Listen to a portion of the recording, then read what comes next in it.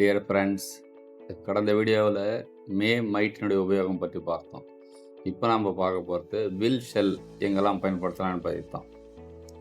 First பர்சனில் எதிர்காலத்தை உருவாக்க ஷெல்லும், second third பர்சனில் எதிர்காலத்தை உருவாக்க வில்லும் பயன்படுத்தலாம். ஆனால் தற்போது நடைமுறையில் இந்த வில்லே எல்லா பர்சனலுக்கும் பயன்படுத்தப்படுகிறது.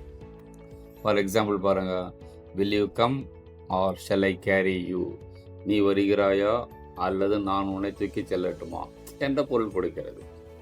அடுத்த example, will you do it or shall I do it, நீ செய்கிறாயா அல்லது நான் செய்யட்டுமா என்ற பொருளில் வருது. அடுத்த example, who will obey my order, the mechanic will train him to operate the machine. அடுத்த யூசேஜ் என்னன்னு பார்த்தீங்கன்னா, டேக் கொஸ்டின் உருவாக்க, give me a chance to prove my innocence, will you, let's go to the function tomorrow, shall we.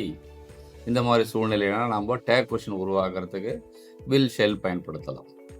இந்த வீடியோவில் நாம் will shell உபயோகம் குறித்து காமனாக பார்த்தோம்.